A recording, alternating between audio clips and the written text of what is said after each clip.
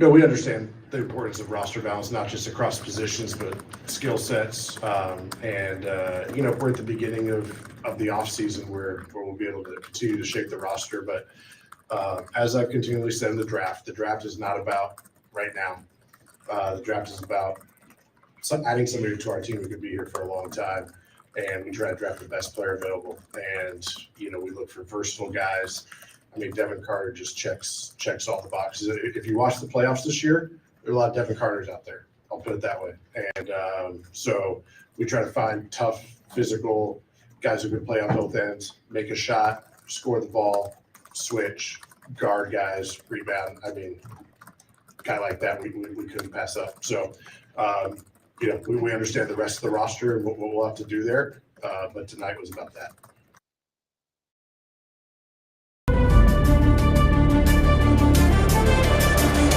Audio Jungle.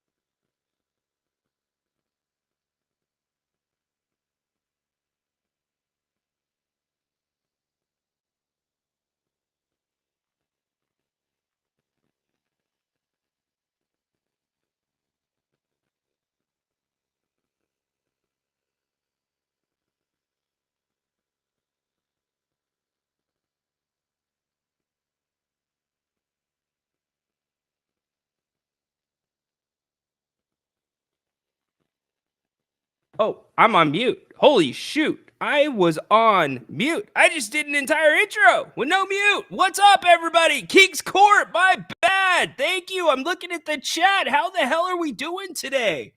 Ryan and Sacktown starting completely over. I will cut through the minutia. Davion Mitchell, Sasha Vizekov on their way to Toronto, along with the 45th pick. The 45th pick will not be made for your Kings. It will be made by the Kings, headed to Toronto. The Kings, in exchange, get Jalen McDaniels.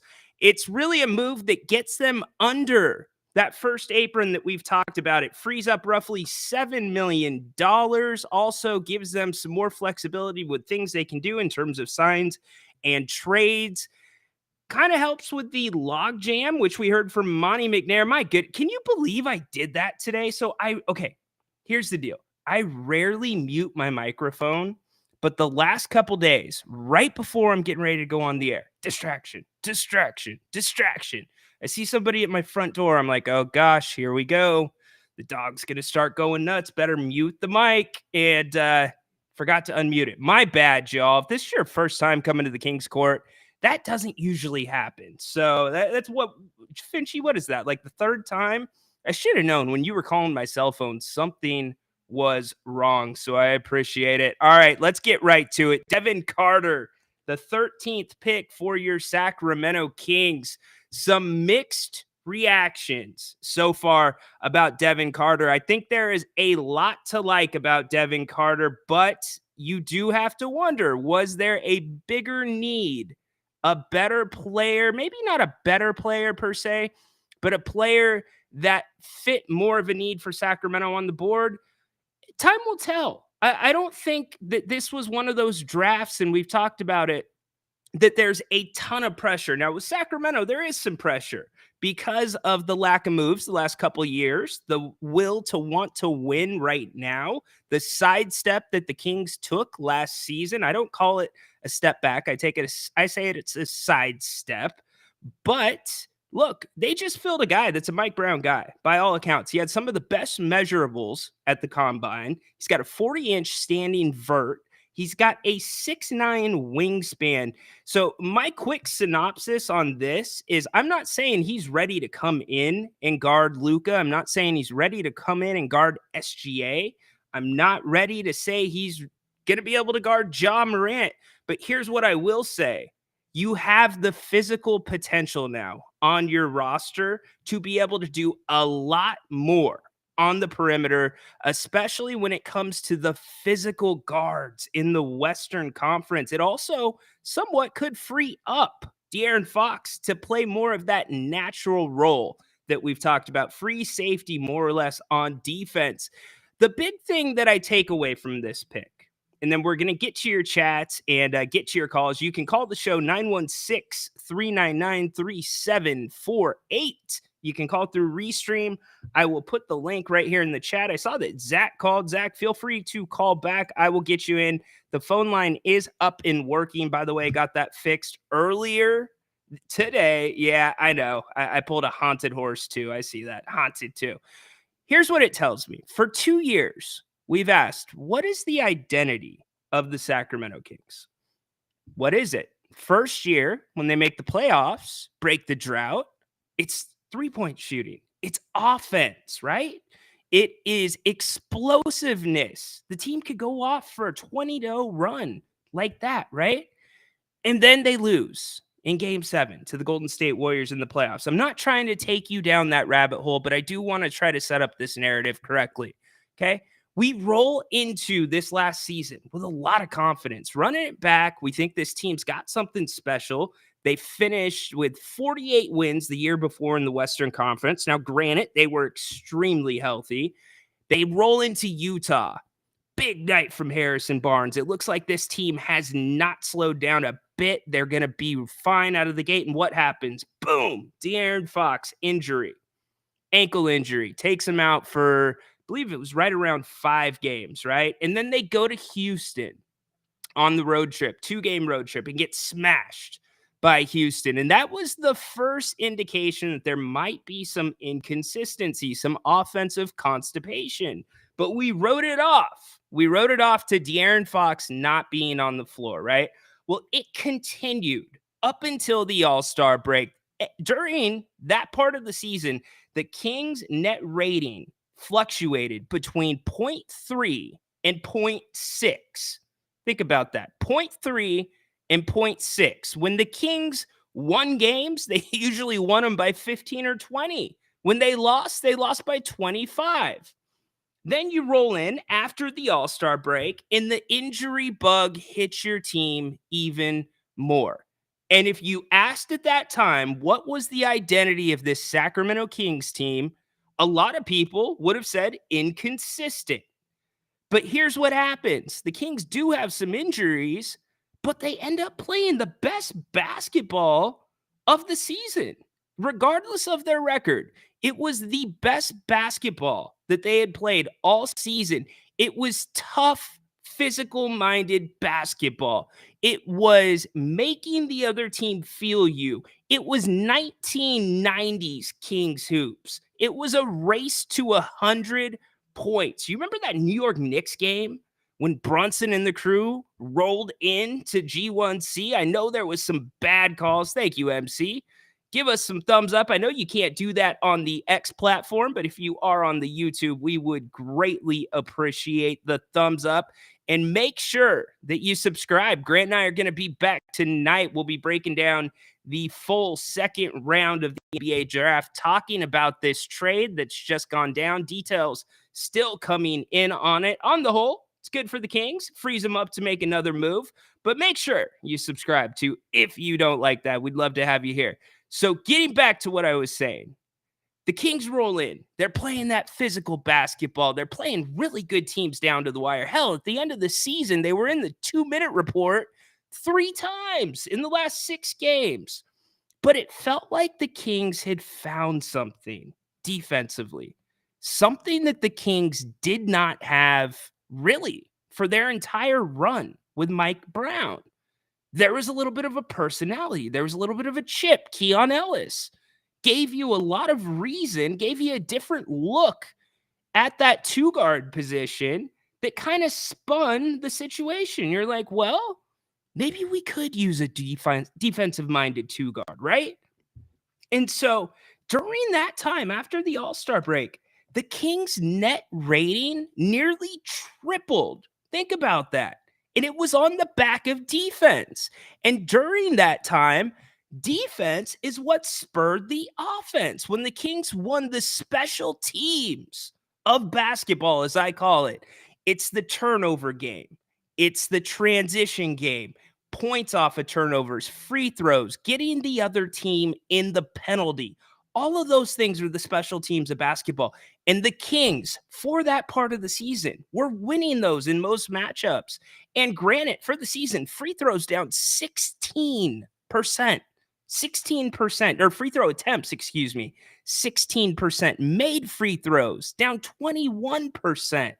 Teams cannot be competitive with numbers like that from the line, but still, yet the Kings had a fighting chance with a 2-guard in the lineup that there was no expectation to get him shots. He was expected to make open shots as they came, and as he got more comfortable, right, then he was doing a little bit of playmaking, putting some more pressure on the defense. And for once it kind of clicked. Maybe the Kings need a 2-guard with that mindset.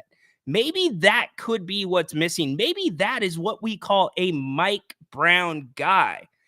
Was it the closest we had seen to quote unquote Mike Brown basketball in Sacramento? And I think it was. So now let's fast forward to last night.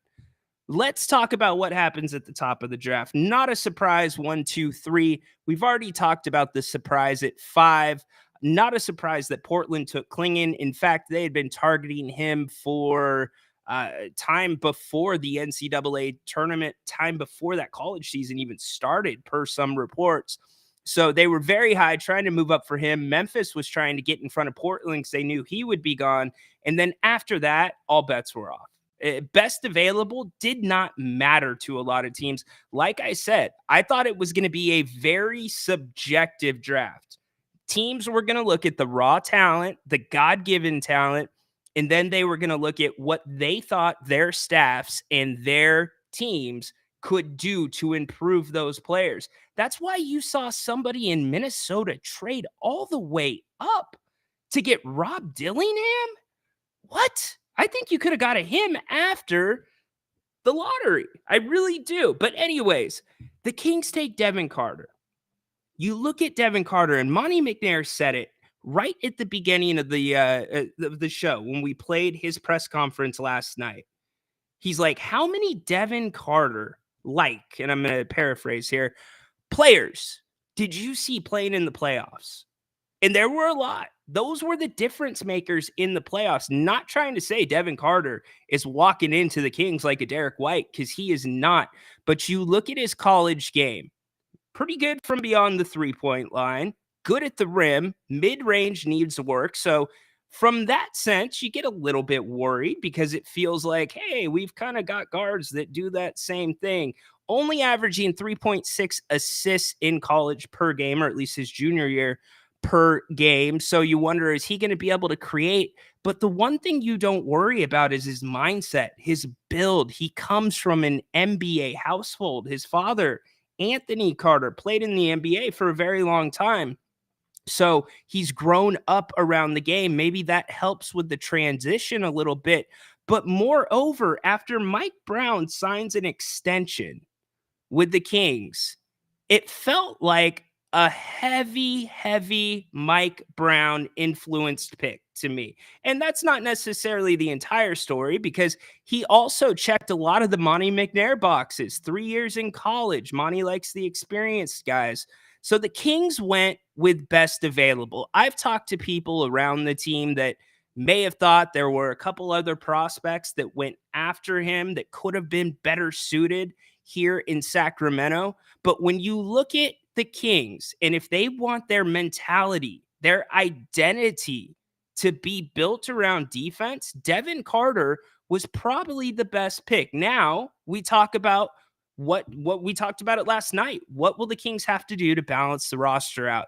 That's when we get to today. Jalen McDaniels coming from Toronto. Sasha, who already wanted out of Sacramento, on his way to Toronto. Davion Mitchell, a guy who played great basketball down the stretch. And you know, one thing that you cannot say about Davion Mitchell, that he didn't work hard, that he didn't try. That guy tried. He kept himself ready. Anytime he fell out of the rotation, got back into it, he seemed to play pretty damn well. So I would personally like to thank Davion for everything he has done for the Kings. He will always get a standing O if I am in the arena, for his mindset, for his hard work, and for bringing a different angle to this team that really they didn't have. Davion would be circled as a Mike Brown kind of guy. But now comes the hard part, Kings fans.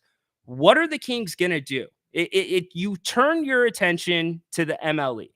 For me, if we're talking about a Zach LaVine trade, doesn't make any sense in the world. If Zach LaVine is still in play for the Sacramento Kings, you don't draft Devin Carter. You don't. It would make no sense in the world. So I'm ready to set that to the side. Kyle Kuzma, at what point does the phone line disconnect? You've been chasing this guy for 3-4 years at least. We don't even know if Kyle Kuzma wants to be in Sacramento. That's one thing, even though he's got time left on his contract. But look, Washington, think about it from a dating or a courting aspect.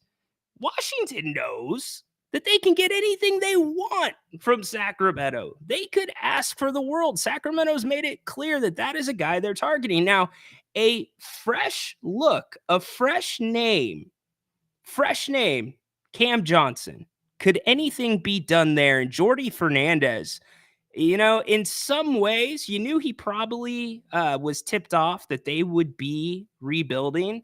But it's kind of a cool opportunity, I think. I think he gets to mold his team a little bit, has a little bit more influence on the players. So Jordy will have his work cut out for him in Brooklyn, but maybe he gets a little bit extra slack because of that roster, and the expectations certainly cannot be very high for them. But could you get possibly a Cam Johnson from Brooklyn? And then free agency, what can the Kings do there? We all know they're going to need help on the front line. So there is a lot to talk about, a ton to talk about. I laid out the open for you. I want to hear from you. Also, by the way, We are on Bronny James watch. No, we're not. I don't care where Bronny goes. Bronny's likely going to go 55 to the Lakers. The one thing I'll say about this is if I'm Bronny James, I'm probably a little bit bent, right? Like your dad basically controlling the narrative on you.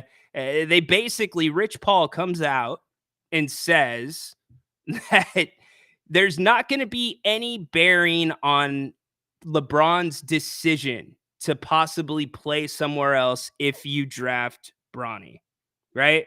Well, all you're saying is, hey, every other team, you better not draft Bronny. That's basically what that warning is. So it is what it is. The Lakers can do their thing. I will say this: the Lakers had a perfect pick fall right into their lap in Dalton Connect. Dalton Connect was exactly what the Lakers wanted. The Kings had an opportunity to get Dalton. So, what are all of your thoughts on the draft? What are your thoughts on the trade? I want to hear from all of you. Sorry about the opening. I can't believe I was muted again. Let's get you in here on the chat. I would love to get you also in here on the phone lines. You can call 916 399 3748. I'm going to start from the bottom because the chat is flying. You can see the chats on the screen, which is really cool. Yeah, BJ, Redick is basically the assistant coach. So Grant had some tough words for Redick last night about the introductory press conference. I don't necessarily disagree. I've already made my feelings felt on that. MC, Bronny deserves nothing. Look, Bronny is not an NBA draft pick if his name isn't James. It's the bottom line. But it's the way the system works sometimes. And unfortunately for Bronny, if he goes to LA, and I go back to this, how bent are you going to be? Like, imagine you as an adult, you chasing your dreams, and your dad's pulling the strings still. That's got to be really, really hard. So let's see. We got some comments on Kuzma. Whoever drafts Bronny will hold him hostage and use him as leverage to get whatever they want from the Lakers. Really doubt it. I really doubt it. Are we going there? Really, bro? Come on. Get out of here. Flores, what's up? Draft is meh. Trade is better move if we are leveraging it for a trade. Yeah, there's some speculation there that the Kings are not done yet. In fact, the Kings on the clock right now, picking though for the Toronto Raptors. They've got 3:35 on the clock. Most of the guys, by the way, the second round, the top of the second round, there are some good names that were drafted there. So I think you are going to see a lot of good role players come from this draft, more so than not. But then you also got to worry about this. Next year's draft is supposed to be really good. And I mean really good.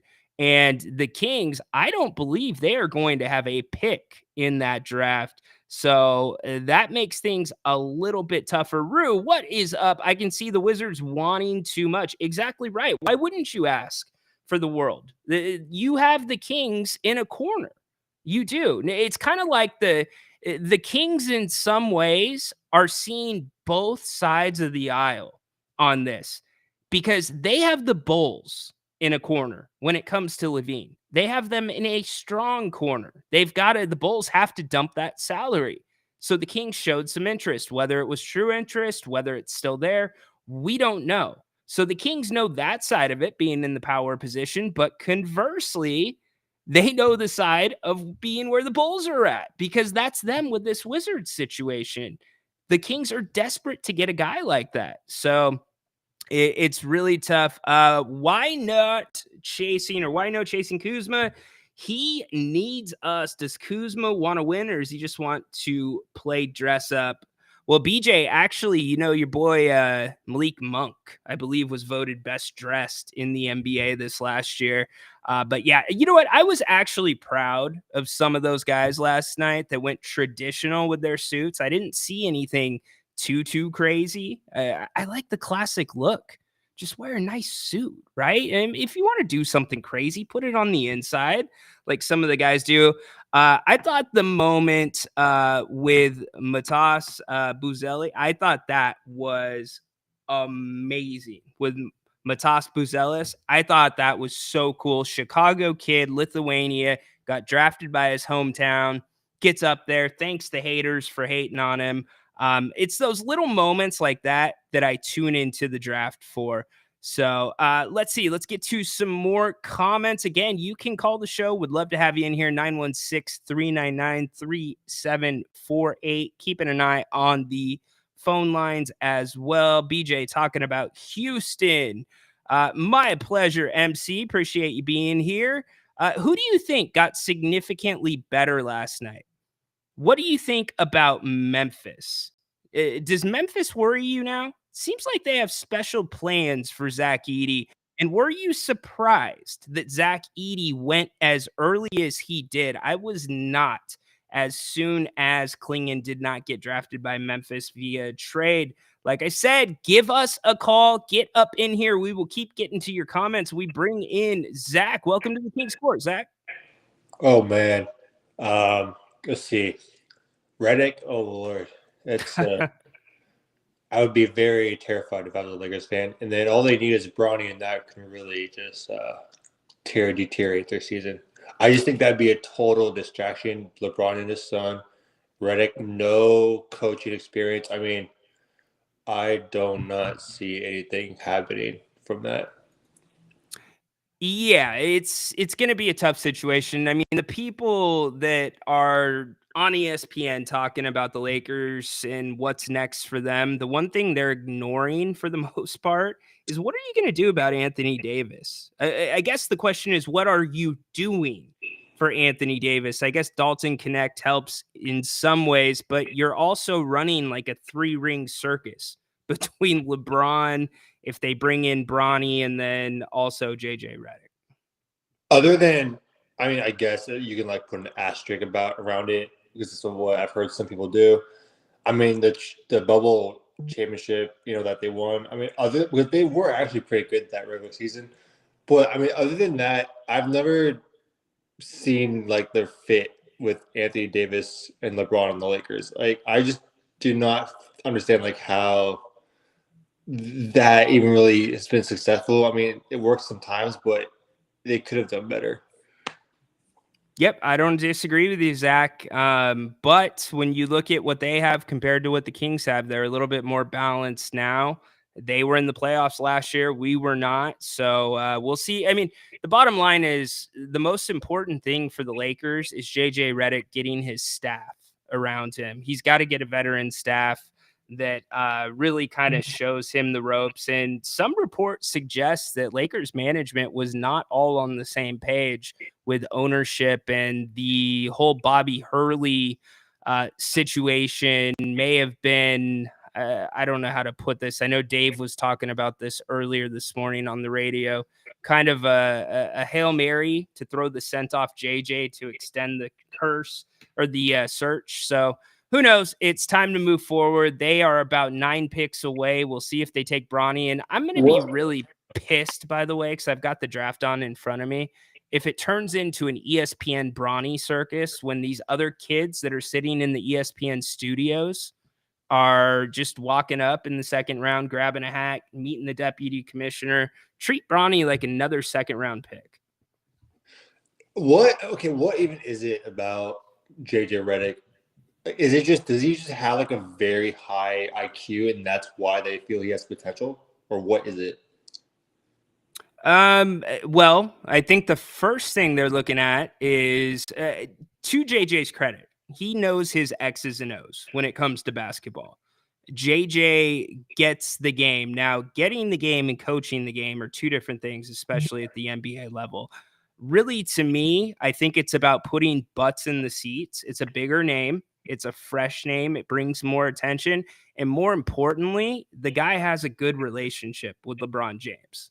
So that's why it was very off-putting at the press conference that, JJ says, well, first he drops an F-bomb, and then he says, yeah, we never talked about the job until I was offered it. So I think that is what the Lakers are looking for, something to satisfy LeBron, which if you're some of the other guys on that roster, I don't know how that makes you feel.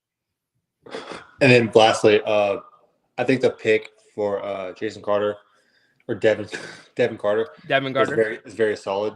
I think. I mean, who knows what he'll do in his rookie year, but from just a brief tape that I've seen, he could be pretty impactful one day.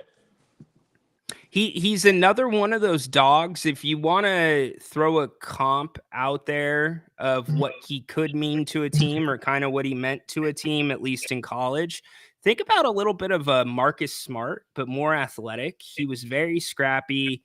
He has a nose for the basketball. He doesn't need to get started on the offensive end to play defense well. In fact, it's quite the opposite.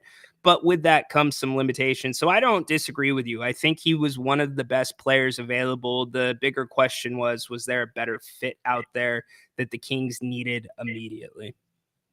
He's not really a pure point guard. He's just kind of a combo guard. He's a combo guard. Yeah, he leans more towards a 2 than a point. That's why his assist numbers were only at 3.6. And I don't think the Kings expect to use him much as a point guard.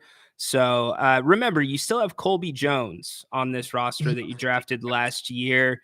His development continues, but I would expect probably, depending on how he does in Summer League, speaking of Carter, maybe a little bit of an increased role than Davion had at the start of last season. And a lot of that, by the way, we have to talk about this, Zach. He is dealing with a shoulder injury. The Kings knew about that. The medical staff is going to evaluate that once he is all settled in here in Sacramento. But it'll go from there. He brings a Mike Brown kind of style, and it's Mike Brown's team now. So we will see what happens with him. But hey, Zach, thanks for the call, buddy. Thank you. All right. That is Zach checking in on the Kings Court. Love it. Rue, 2 different ESPN channels this morning. We're talking about Bronny when has a second round or undrafted guy ever got this much attention. Rarely. I mean, he is the son of LeBron James. So, I mean, if this would have happened at a different time, probably would have. Yeah, exactly. It's LeBron's friend, that JJ, speaking of. Dave who? Who you talking about? Dave who? No, if this was Michael Jordan's son, I know Michael's son had an opportunity to play in the league briefly or try to play in the league, didn't work out. But, LeBron's the face of the league right now. So, of course, I mean, if you're a struggling team, now there's not a team that's going to have the balls to take Bronny, but it could make sense for a team that's looking to fill the arena, knowing that Bronny is a little bit of a project. I don't think there's any expectation. Rich Paul's made it clear that LeBron's decisions are not going to be affected by where Bronny goes. In terms of LeBron opting out and following Bronny somewhere. But, Bronny there could be a couple teams out there where he could get a few more minutes than he would get in LA. But again, I go back to this. It's going to be such a distraction for the Lakers. And you know who's the loser here? The loser is Bronny. I just feel bad for him. It's a rough thing. AB, I don't know. Yes, he will fit. I mean, he's on the older side. He's lengthy, but I don't know offensively how much he's going to bring. Sparsely used in Toronto.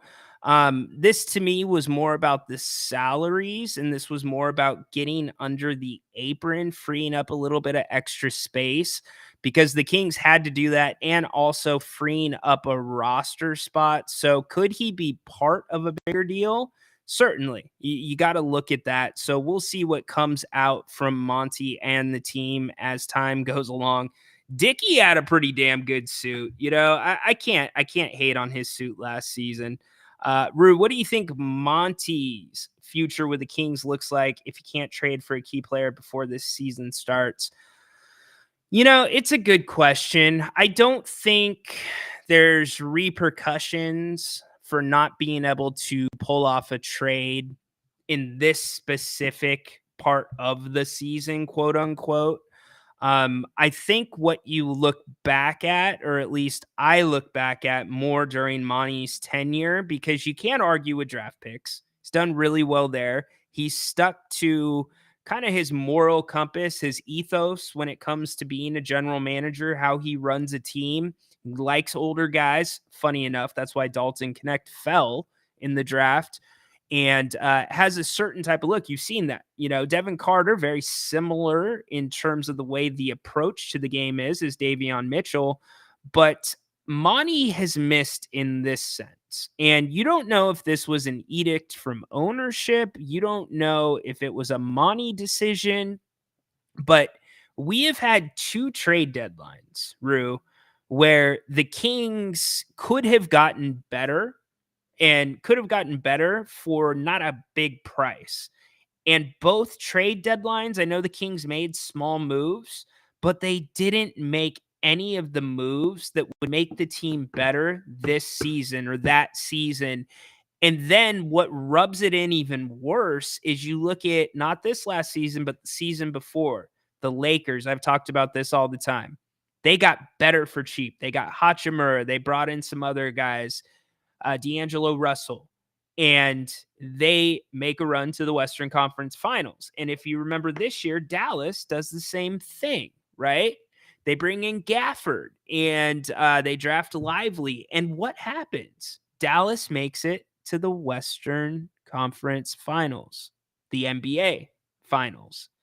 And so if I'm sitting there as an owner and I'm looking at a team in Dallas, and granted, they have a bigger star than Sacramento has, but that was a team you were ahead of in the standings up until the All-Star break, or you were at least even with them. That was a team that you were 2-0 against in the season so far up until the All-Star break. And they got better enough for not a lot to be able to get to the finals with just a couple minor tweaks. So if you're the Sacramento Kings, that is where I have the heartburn. If I'm Vivek Ranadive, that's where my heartburn is at. You missed on 2 opportunities that weren't mortgaging the future, that weren't leveraging the future, leveraging the chemistry on the team. You weren't even doing that. We're talking about small adjustments here and there, and it didn't happen. And so that is more of a mark on Monty to me. And I think Monty has done a very good job than this position they're in now, because to be honest, let's be frank, you can't make a trade by yourself. You have to have a trade partner. And if you don't have the assets to make a trade, or you don't have assets that other teams want, then what are you going to do? And a lot of reports, Kevin Huerter seems to have some interest. I said just as recently as yesterday, Davion Mitchell is probably the most sought after name that is being considered as tradable for the Sacramento Kings because of his contract, because he still has a pretty damn good ceiling. Don't forget, Jerry Reynolds has said many times that he thinks Davion in a different system, a system that is closer to his style of play, because the way he played at Baylor is much different than the way the Sacramento Kings play, that he could be close to, maybe even somewhat like a Kyle Lowry. So it's very interesting. It's a good question about Monty, but definitely now Monty is probably feeling a little bit of pressure. I think there's no question about that, because there is not a big, rich history of free agents coming to Sacramento. If the Kings are going to acquire somebody, they are going to have to do it through the trade market, or at least traditionally, that is how it's usually done. Chris says, say goodbye to Herter. It seems that way. And, I got a tweet. I still call it a tweet. I don't care. It's still Twitter to me, about Kevin Huerter from Zach, and not NBA guru Zach, but saying, I want to defend. I want to talk about this Kevin Huerter situation. Why is everybody hating on him so much? And I don't disagree with him. I don't. There is an aspect there where people forget, his defense, not terrible. He wasn't one of those guys that was ever shy to shoot when he struggled shooting the ball. And on top of that, he would get himself into the mid range. He would get to the rim at times, trying to break out of those slumps. And again, defense was not terrible. It's just you had guys that ended up coming in that were playing much more of a style that your coach likes to play. Cody, is Jalen McDaniels anything like Jaden McDaniels? Got my hopes up until I realized it's the Raptors. McDaniels, I've not watched a ton of tape on him, Cody. I don't want to give you an answer one way or the other. I can give you his stats from the last season as we again await word on if the Lakers are going to draft Bronny James. Last year, Cody, he played in 50 games, averaged 3.4 points, 1.6 rebounds, did not get a lot of time. So free throw percentage, 73%, field goal percentage or effective field goal percentage, 37.6%. He's only played in 248 career games. He can play a little bit of stretch, maybe, not really. Actually, Trey Lyles is a better pick for that. He was a second rounder to Charlotte a while back. Let's see, in 2019 NBA draft, second rounder, 52nd overall. So I would tell you probably not. No, there's a little bit of a higher upside on the other. Taymor Khan, what's up? You're saying 25-26 is when Monty will be on the hot seat. No, I think that look, here's what we're not addressing. We're talking about what the Kings need to do right now to get better immediately this coming season. Monty McNair and the Kings organization have some massive, and I mean massive, decisions to make that are coming up, which should actually, and that's a great question that I was going to throw out to everybody here that we need to think about. The Kings just took another combo guard, okay? You've got De'Aaron Fox. Think about this. You got De'Aaron Fox, who's holding out for a supermax contract, assuming he's able to hit one of the standards, like making the all-NBA team, but also wants to see this roster improve. He didn't want to sign an extension this year, didn't want to sign an extension last year. So you have De'Aaron Fox, including this season, for 2 more seasons. If you get any inclination that De'Aaron Fox is not going to be all NBA, you get any inclination that De'Aaron Fox may not want to re-sign with Sacramento, that is not a decision that can wait until the trade deadline next season. That is something that they have to. Monty talked about it in his press conference last night. Game planning for every scenario. You got to start thinking about that scenario, because if De'Aaron Fox, for whatever reason, is not satisfied with what the Kings have done, as has been reported per multiple sources, that he wants to, in part, see what this Sacramento Kings roster develops into before he signs an extension. If he's not liking what he's seeing, you got to get as much value for that guy as you can. And I know it is hard to think about a Sacramento Kings world without De'Aaron Fox, but the Kings cannot have a situation. You can't do what you did with Malik Monk. And I understand why you did it with Malik Monk. You had a good feeling he was going to re-sign. He really liked it here in Sacramento. Sacramento had the ability to give him competitive money. But with De'Aaron Fox, you can't run that risk. If you think that it's going to be a problem, you got to plan, and you have got to get assets in return for him. Now, also coming up, Keegan Murray. You are going to have to think about that.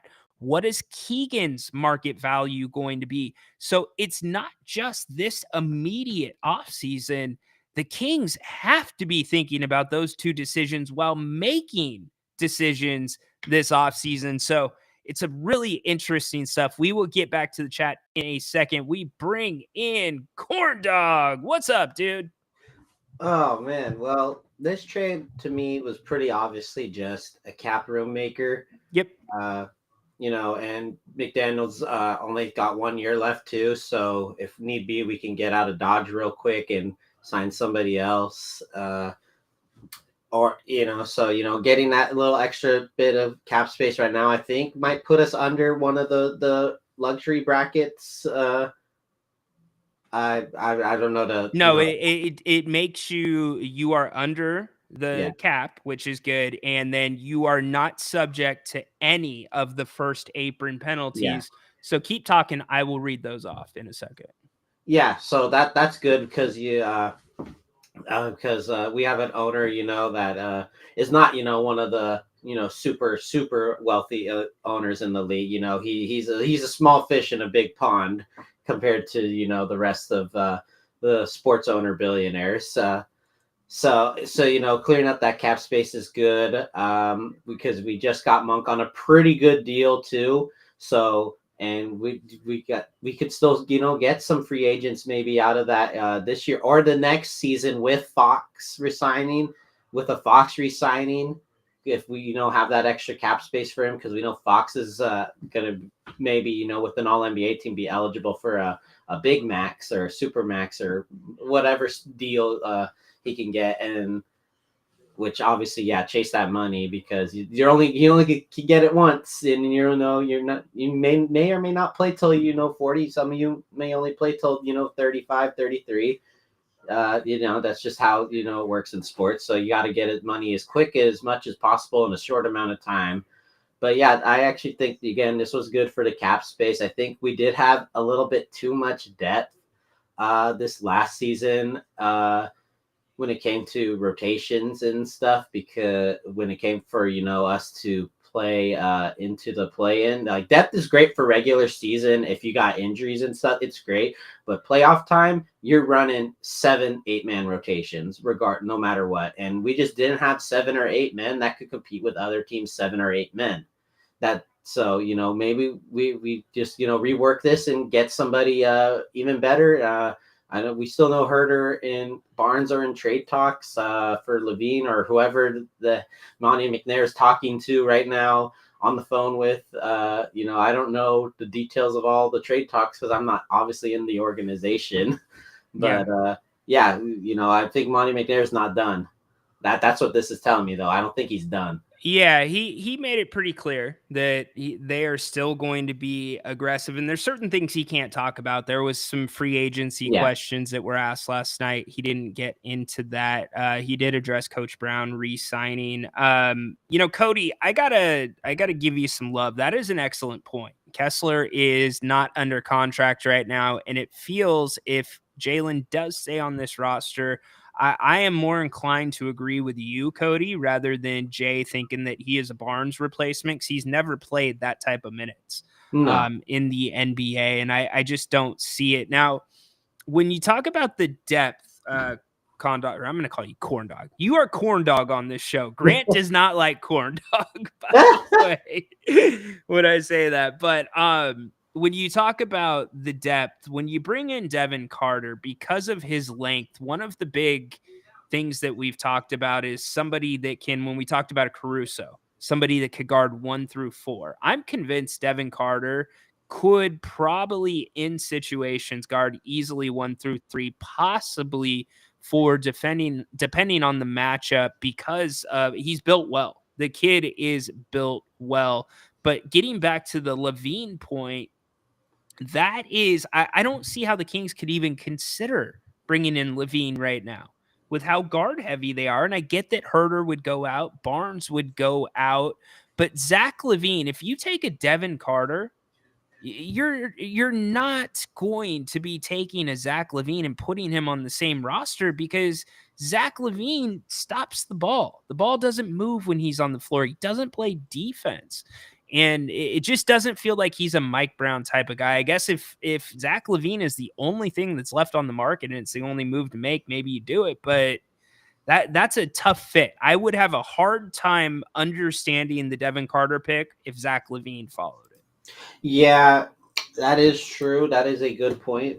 Maybe, we are gunning for a Kyle Kuzma, or maybe somehow trying to get Tobias Harris. I know Sixers probably want out on him, but I know he's a free agent this year. So I mean, Tobias Harris, I don't think was worth his last contract, but if he's not getting those offers and he goes down to maybe around a 20-ish million a year player, I'm fine with him at that.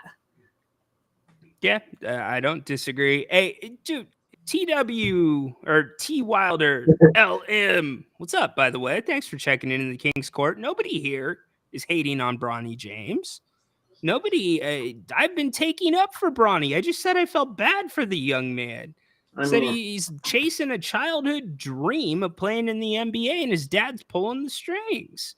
It's not Bronny's fault that the NBA turned the combine into the Bronny Bine. He didn't make that choice. The NBA did. LeBron James, Rich Paul did. So I think we all have sympathy for the situation that Bronny's in terms of that. But at the end of the day, he's going to be playing in the NBA. He's going to be drafted to the NBA in literally a matter of minutes. 51st pick right now is on the clock with the Washington Wizards. So the Lakers 4 picks away. That would be funny if Boston snuck right in and took him. Mark hopping in. Zach is a give and go player. Give me the ball, and the rest of you go away. Comment of the day so far. Well done, Mark. Done, Jason. Yet Devin has a 40-inch vertical, standing vertical. Pretty impressive there. He can rebound the hell out of the ball too. So that is something that the Kings actually did. Rebounding, we did need help at. The Kings especially rebounded. If Sabonis is out on the wing, or at the top of the key. Yeah, we did need help in that area because Sabonis, fantastic rebounder, double machine, led the league in that. But if he's out there, shooting those long balls, he can't also run up to the hoop and just truck people and rebound it. That's a foul. Yep. So P. Wilmot, yes. In my opinion, this was a trade to open up space. Had the Kings not done this, these are the things the Kings would not been allowed to do. They would not be allowed to acquire a player in a sign and trade. They would not have been allowed to use a pre-existing trade exception, not allowed to take back money in a trade, not allowed to sign a player waived. This is the big one. During the regular season that had a pre-existing salary of $12.9 million plus. That is the mid-level exception. So that's a big deal right there, because you know what happens? Inevitably every season we see at the trade deadline, somebody picks up, we saw it with Drew Holiday, right? Gets waived, gets a buyout, and then he goes to Boston.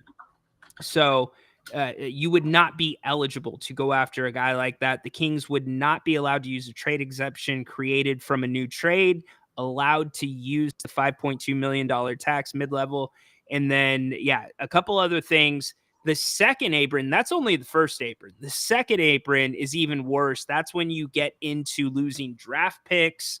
It's bad. So the Kings got out of both of those aprons. They're done with that. As of right now, their options open up. They have the mid-level exception. In fact, they can go a little bit above that now. Right around $15 million is what they have to play with if you include the mid-level exception. So I guess the question becomes, was there a different trade you could have done with Toronto that didn't include Davion Mitchell, or was there a way to get more creative with less? Because Davion, to me, was a very attractive piece. Not doubting what the Kings did. Monty and his team knows what they're doing. But to me, you include a Davion with a Herter, or you include a Davion with a Barnes, and it makes that pick that much more attractive because of Davion's contract and his upside. Yeah, that is, tricky situation. But obviously Sasha was rumored that he just didn't like it, either in the system or Sacramento. I don't know 100% the reasons are. It could just be a multitude of factors, his role on the team and stuff. And, I like Sasha. I think we didn't really see enough of him. I liked his release. That's one of the quickest 3-point releases I've seen. I really did. It was like a rifle, man. It was just with how fast he could. I hope the best for him, but I'm Sacramento Kings first, and he's no longer wearing that purple and black. So see you in Canada, Sasha. Yep. And you know what? At least they got it off the books. They got done with it because there was not a lot. In fact, that's probably, as I sit here and we're all digesting these moves, we're still digesting Devin Carter's pick last night. And put in the chat, who do you think the Kings, if you thought it wasn't a good pick, let us know who you wanted the Kings to take. Obviously, Dalton Connect, a very popular name going around. Where the center, he was a guy that I know a lot of people around the team had high marks for, but he's a little bit raw. He could, I guess he would have the potential to maybe spread the floor out a little bit for Sabonis. But yeah, what do you guys think? I do think the Devin Carter pick makes sense for a Mike Brown system, but it does not make sense if you turn around and get Levine. But Davion is the piece that we're looking at. Davion is what got the Raptors to take Sasha. Without Davion, that trade doesn't happen. No, it does not. Those were the pieces, and hey, sometimes you got to give up a lot of pieces to clear up cap space. That's the whole point of it, Yep. I'm trying to, I'm gonna have to give you a lot more than just so I can just keep my books clean, and that's what we did. We kept the books clean, and again, this, Jalen McDaniels, he's only got, this 1 year, I believe, or is it up to 25, 26?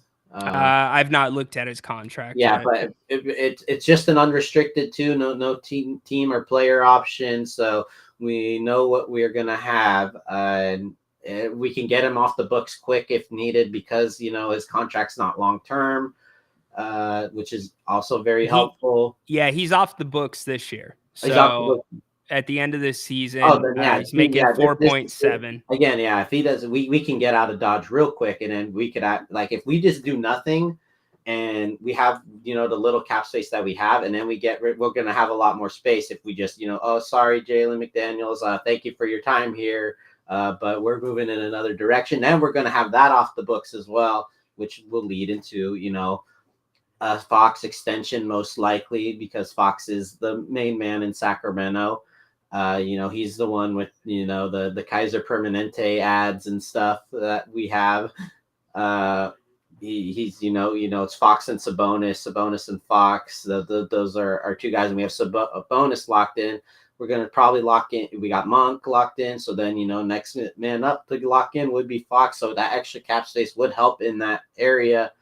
And I'm not in the booth right now. I don't know who they're calling. Everything I'd say is, speculation on whoever they feel like fits this roster. Is a Mike Brown guy. How much input is he having with Monty McNair?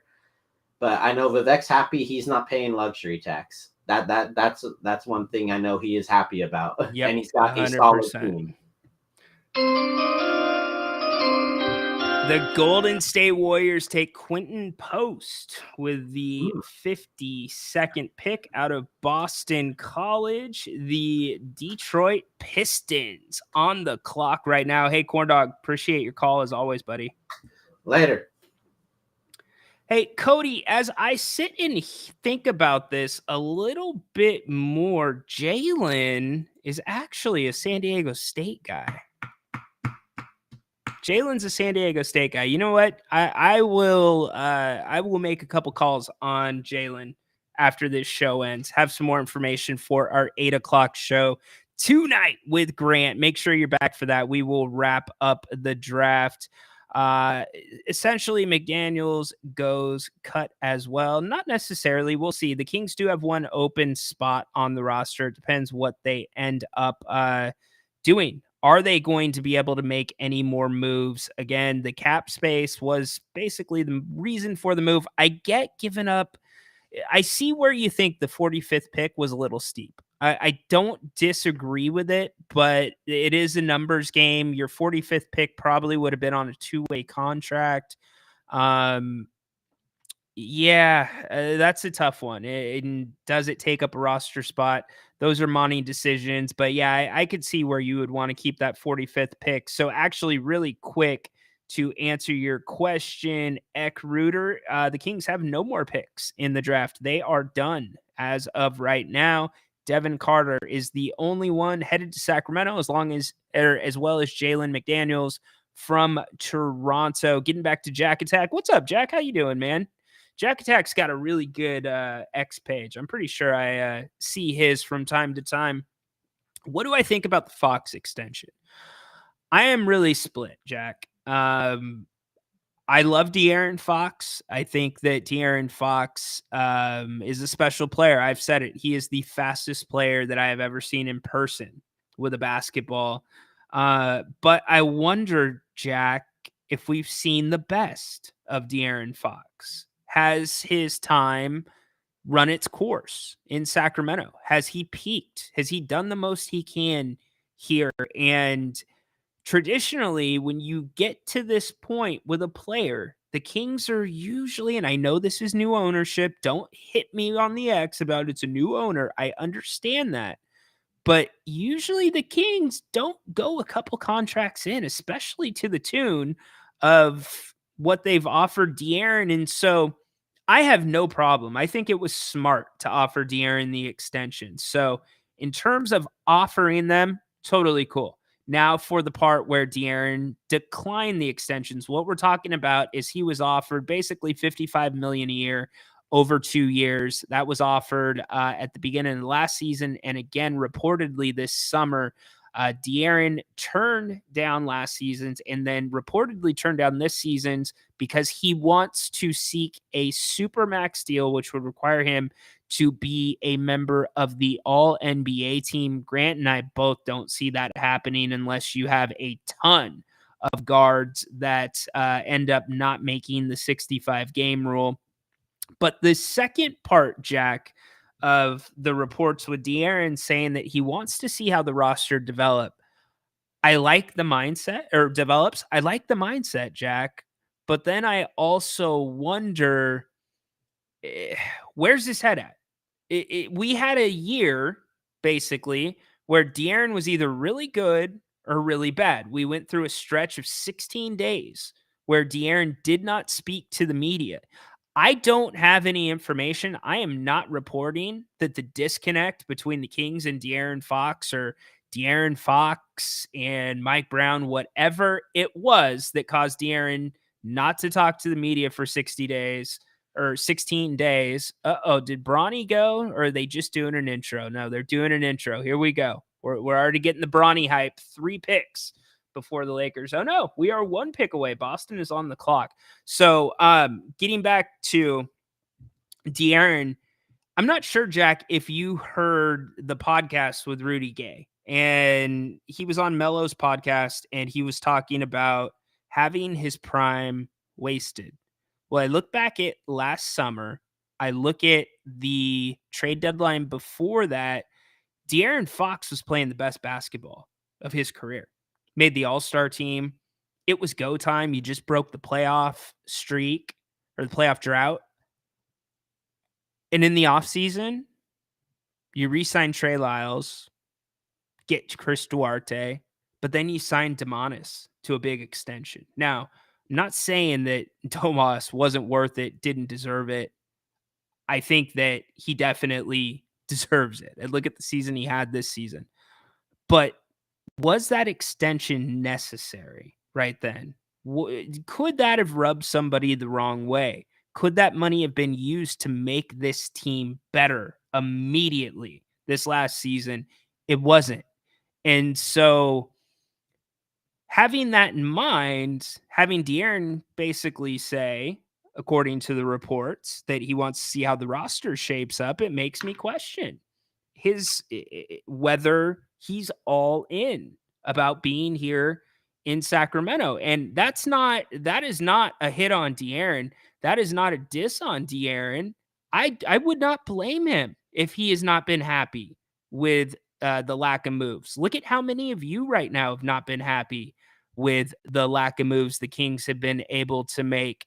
So with that in mind, I think it's a really, really slippery situation, Jack. I think that it's a situation the Kings cannot afford to get behind. They've got to get in front of it. So that's why I was saying about 20, 30 minutes ago that if you get any inclination that De'Aaron may not want to re-sign here, you better start thinking about getting what you can for him. Is Dalton Connect a Reeves clone? No, I actually think he's a much better scorer than Reeves. And Reeves is a good scorer. Really good. In fact, Dalton's longer than Reeves, which gives him a different aspect. He can get that ball a little bit further away from the defender. I think he can defend a little better, and I think he's a little craftier. He will probably, in my opinion, Dalton Connect will probably have, if I look at this rookie class, outside of maybe, depending how Memphis uses Zach Edey, that will be interesting. I think Dalton he's in the conversation to have the biggest impact of all the rookies in this draft class in their first year. In fact, I bet he will be one of the names considered for rookie of the year if he does not have any injuries. John, what's up, dude? Is NBA Bronny's dream or is his dad's dream? It's a great question. It's a great question. And by the way, Boston still on the clock. We will give you the jingle as soon as they make their pick. It looks like the pick is in, but yet to be announced. Because I'm watching ESPN. I know there's some other reporters out there, Shams, that are getting the picks in just a smidgen before ESPN. And there's the pick. Anton. The Boston Celtics select Anton Watson, forward from Gonzaga. So the Lakers are on the clock. When they are getting ready to announce the pick, we will bring in the audio from ESPN. So back to your question, John. I think it's a mix of both as they're showing the Lakers war room right now. Come on. Pelinka's acting like there's a choice here. JJ leaned over acting like there's a choice. Get out of here. Look at these guys. This is literally the epitome of fake work. They're acting like they're working. They're like texting each other back and forth. Yeah, they're not working. They're playing with cell phones. They already knew they're taking Bronny. This is so crystal clear. You guys ready for Bronny to get picked into the NBA? Here we go. Best available. Bronny is lame. Isn't even on the list. We're up to 4. Not on the list. Let's see if it goes higher. Oh, he's number 6 on the list of the best available. So I do think that after the fact that he suffers the cardiac arrest, that changes things for some people, changes things for a lot of people. And the fact that he's been able to come back from that and even have this opportunity to play basketball again, to have life, it's hard to say. I bet Bronny views it a lot different than you and I do. Maybe, John, if that question was asked before he had his health scare, I think that we could answer it better, but definitely a good question. I think a lot of it's bronze too. We know this. Let's see. This is funny. I agree with you, Ryan. Yeah, I appreciate it. Dennis hopping in. Sticky situation, Ryan. It's hard to attract the best players to Sacramento. Wait, is the draft pick in? Is the draft pick in? Hold on. I'm going to take you guys to it when it comes in. Getting back to what Dennis said, our saving grace is drafting good and making smart trades. That's how we become the greatest team on the court. Don't disagree with you. What the hell are the Lakers doing, y'all? Oh, they're clapping now. The Lakers are clapping. Rob Palinka is shaking hands with everybody in the room. Who stands up and shakes hands for a second round pick? We're going to go to ESPN when this one's announced, by the way. We will bring in the audio.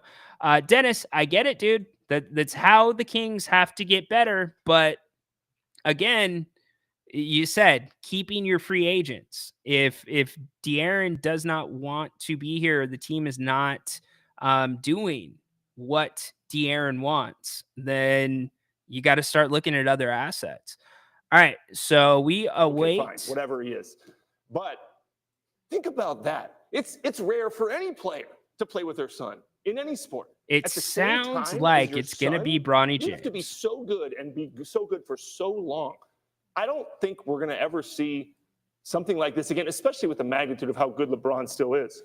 Well, the pick is officially in. It is a moment that we have all been waiting for. So let's send it to Deputy Commissioner Mark Tatum for the Lakers' 55th pick.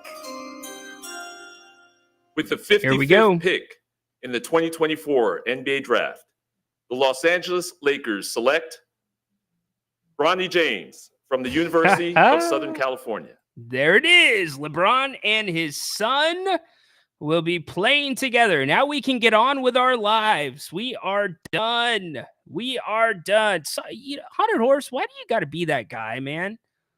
That is where my direct TV was at, dude. Like, seriously? Really? Haunted Horse? Will somebody take care of this Haunted Horse guy for me? Thanks, Haunted Horse. What a loser team. Yeah. Very interesting. What is up, Alex? The hair and beard happened about 2 minutes ago. All right. Bronny is already drafted. There you go. Well, all right. Zach Attack says, good insight on that. I think the question is if he's all in on Sacktown is definitely the motto for him into the next season. 100%. Yep. Hey, you know what? De'Aaron has been, I will tell you, people I've spoke to around the Kings, De'Aaron, his head's on straight right now. He is ready to go. And one of the themes that I've heard from many people that I've talked to around the team is free throws. And I found it really interesting. And it's not just making free throws. It's the whole thing that goes into free throws, attacking. It's passing up the three for a better shot. It's getting teams into the penalty, the special teams that I talk about. It was funny at De'Aaron's camp. He was asked things that, the Kings can do. He talked about free throws. So it was consistent with what I had heard. And I really like where De'Aaron is coming from. In fact, Jack, you probably remember this. After the season, De'Aaron had an Instagram post or something along those lines that basically said, hey, Sacramento, we should have made the playoffs. We'll be back next year. And we all know De'Aaron Fox's social media game. So he is quick to snap back at haters. He does not usually come out with a ton of content. So that was pretty cool to see and very refreshing. Dude, why are you? Come on, man. Really, dude? I'm going to get you back at 5:00, bro. You better watch your back. Let's see. Yeah. Bronny Rookie of the Year? I think not. Surprise, surprise. Yeah, you know what? It was what it was, and we can move on from it now.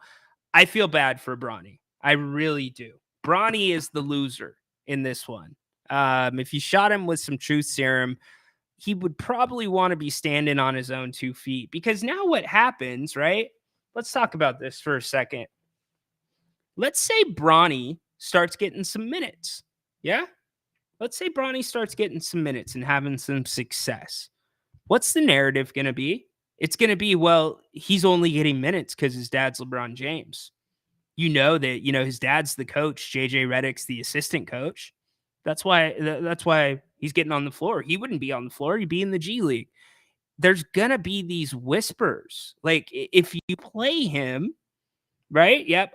Okay. So, see, Haunted Horse, I wasn't that far behind. What's up, Patrick? How you doing, buddy? I'll give you a draft chime.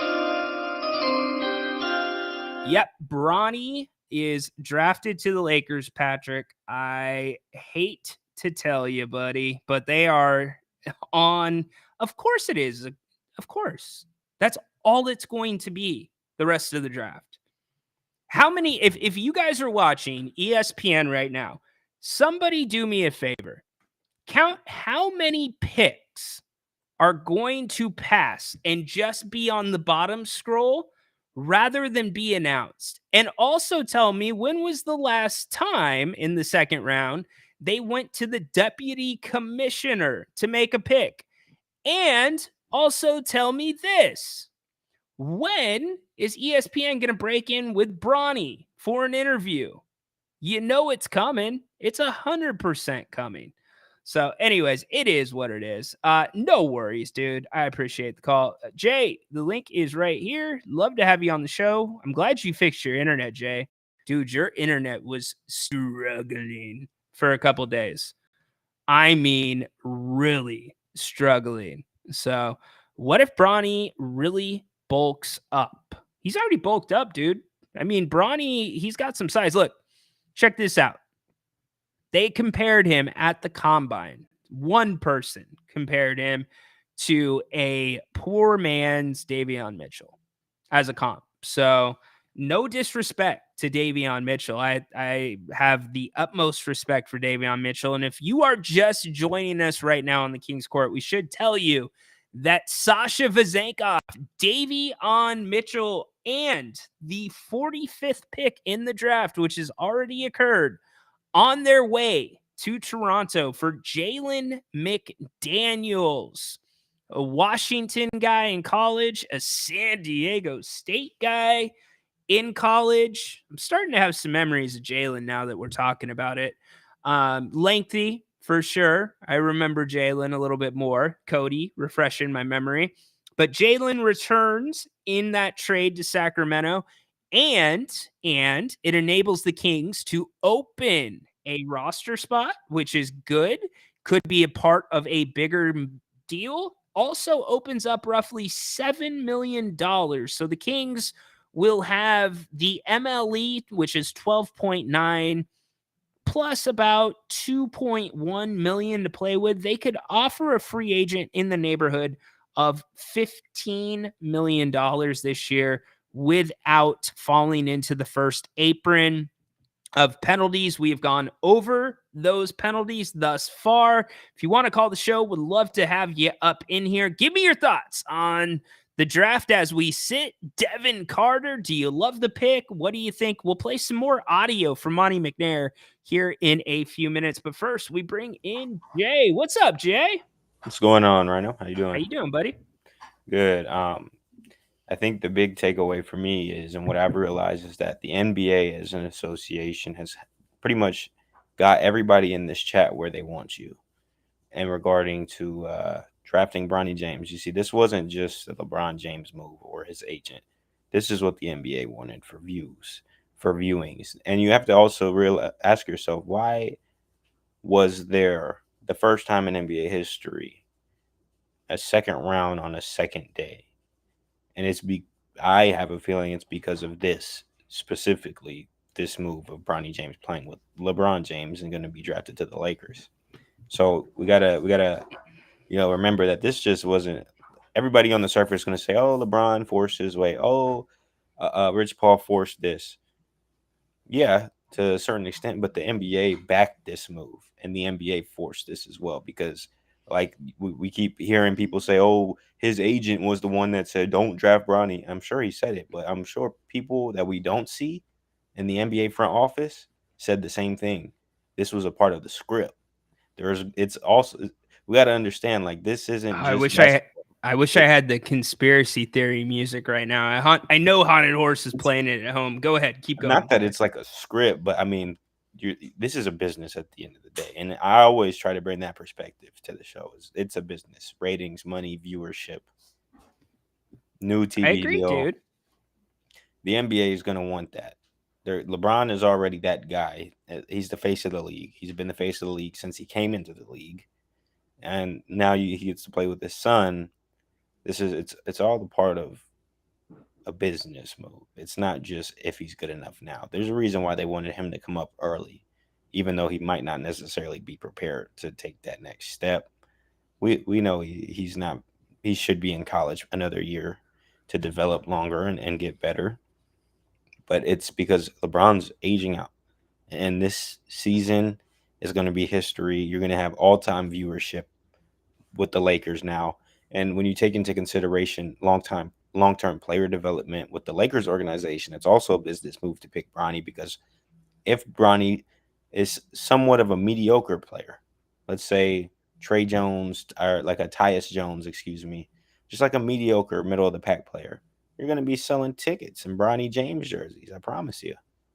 Dude, it's a great point. Now, the one thing that I'm going to disagree with you on is There you go. The documentaries.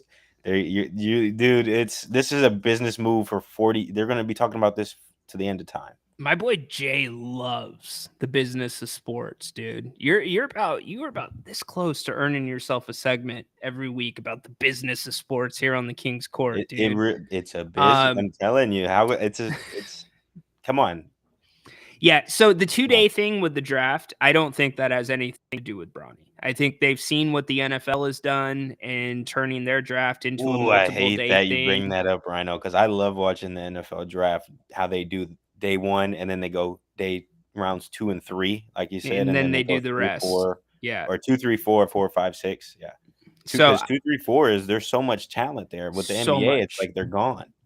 But this was a draft. This was actually a pretty deep draft into the second round with, guys that might be able to still make a little bit of an impact on teams more so than last year's draft, in my opinion.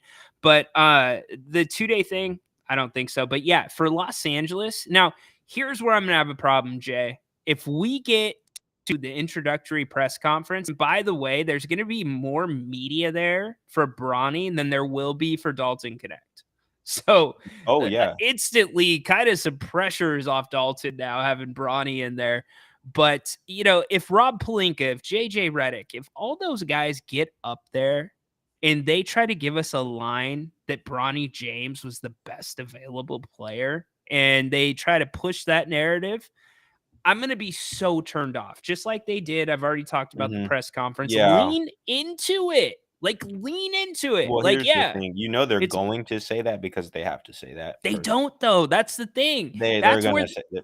We believe he was the best available, and we are fortunate enough to have him land to us and create history. And then, hey, there goes the Clippers' new arena sales. They're going to be down. Everybody's going to be watching. You know what?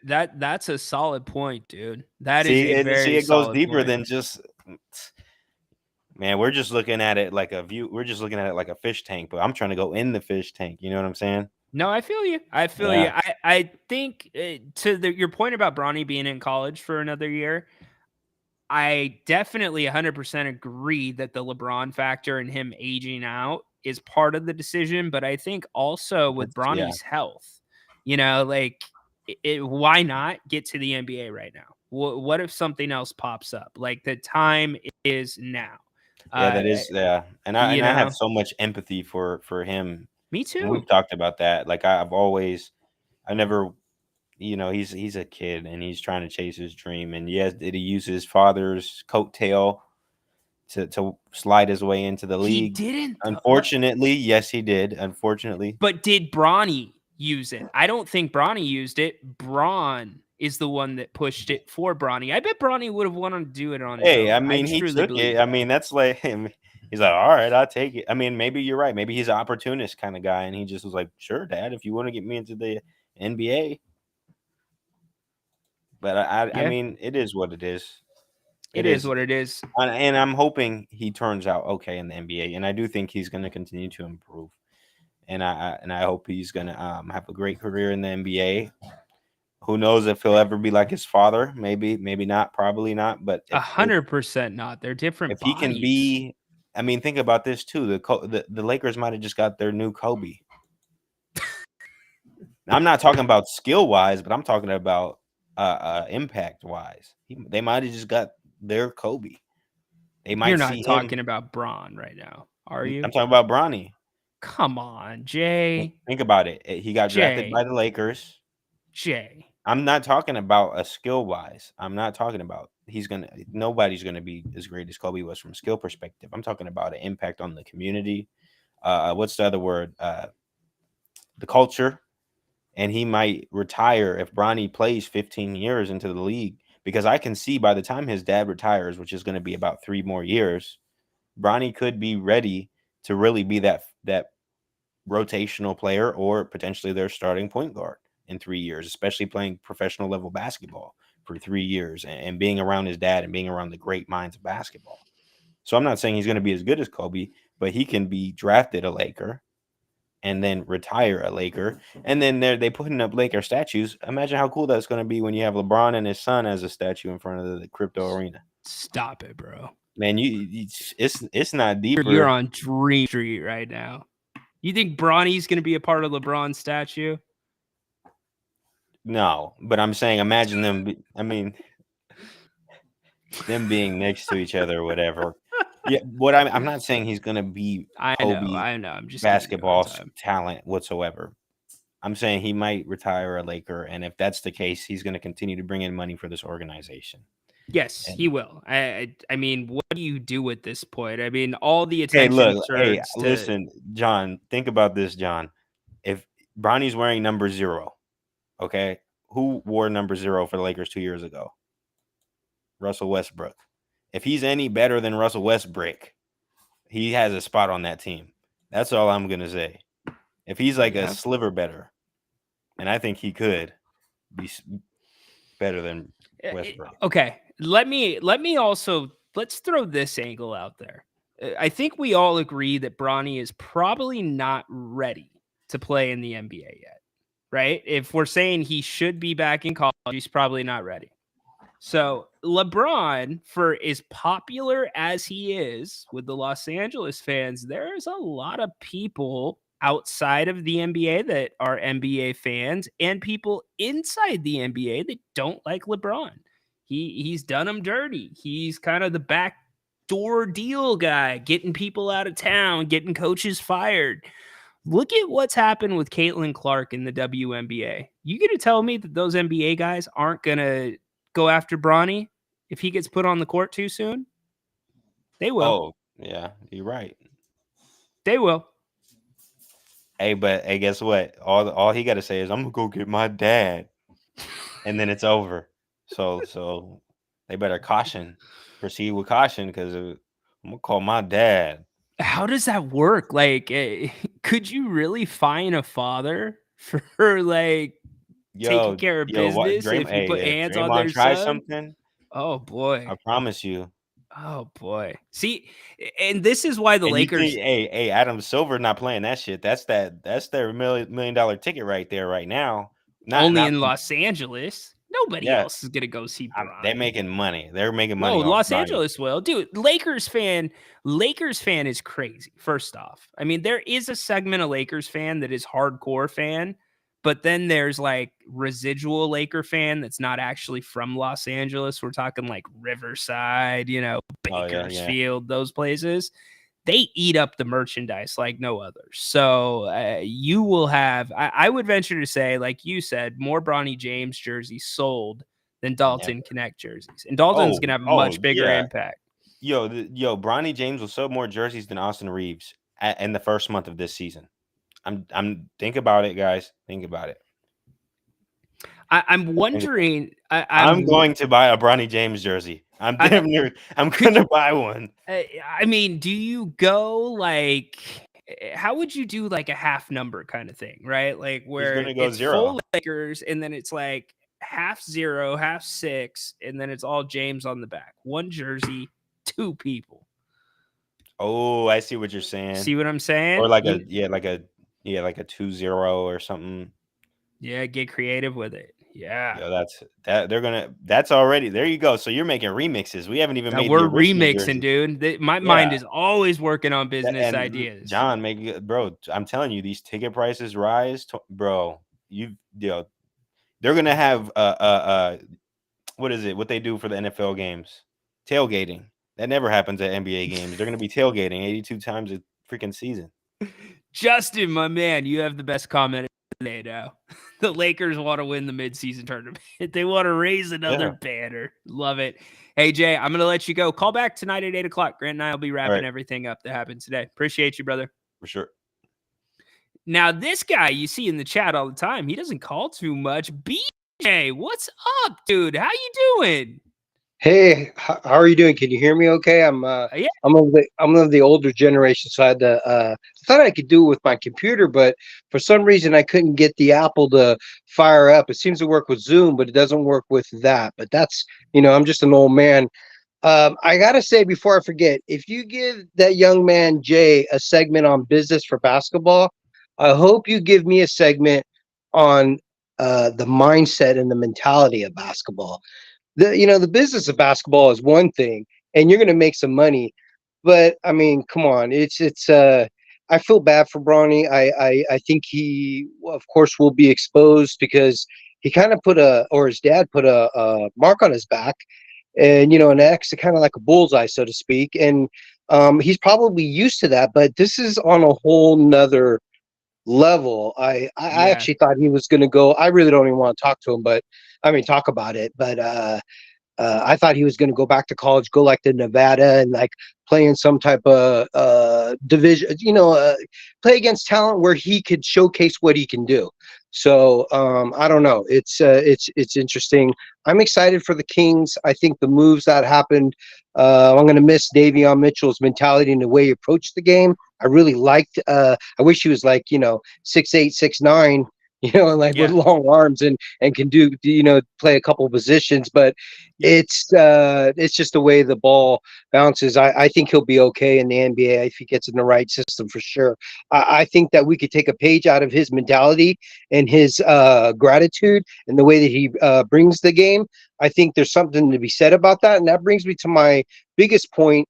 Corn Dog had brought up that Fox is a Kaiser guy and we have all the commercials and it's a bonus and blah blah blah. It's like Kaiser's going to be here forever. The Sacramento Bridge is going to be here for a long time. The Salmon are going to keep running. The sun will come up. We are not indebted to Fox or Sabonis or anybody. I mean, like, those are big moves. I'm not saying just trade the whole farm, but what I'm saying is, why don't we play our hand close to our chest and see what articulates. We got this draft pick. We made some room. Let's see if we can free up some space with Herter or Barnes. I like Barnes if he can be consistent defensively. My mindset is of the 80s, early 90s, late 80s, mid 80s, early 90s of you take what they give you and you keep taking it from them until they can stop you. You can always shoot a three. We offensively for the Kings, I don't think we have a problem except for the mindset of like when we need a basket right now under who's going to be that person. That is a major problem. I agree to that. But putting points in the bucket, I don't think it's really I don't think offense is something that we should be. It is glamorous, and we do need to score points, but defensively, if you inflict an aggressive mentality and you approach the game in a super aggressive, controlled way, and that reminds me, hopefully Jay watched Larry Bird, and that, his mentality of how he played defense is very underrated.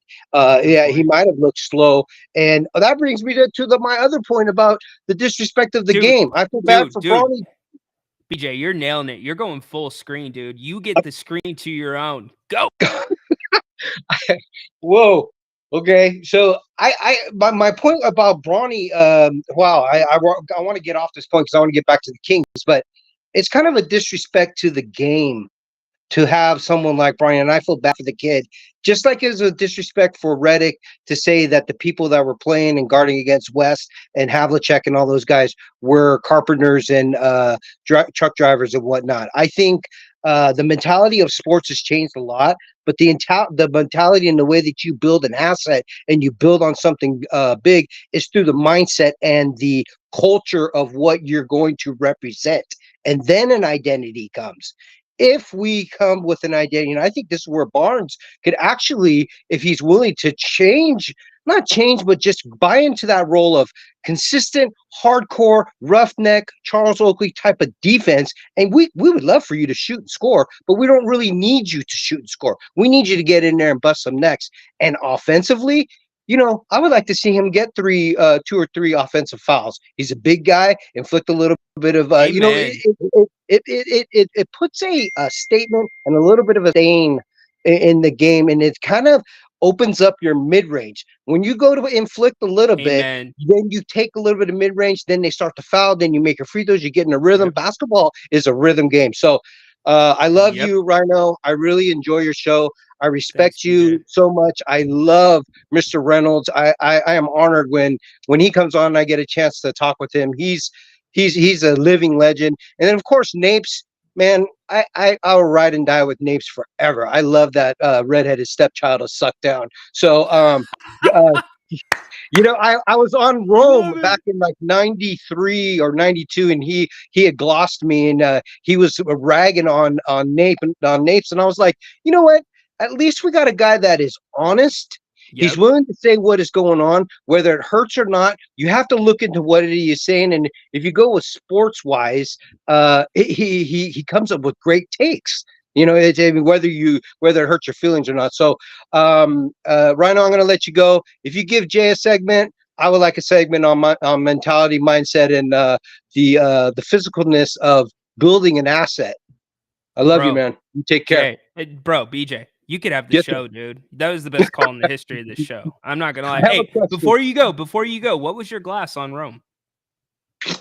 Oh, he called because I came on just hot and I was just going with a bunch of stuff, and he called me Velociraptor of Sucktown, and I was like, and then I couldn't get on, and I actually went to the Arco Arena and was in line to do the.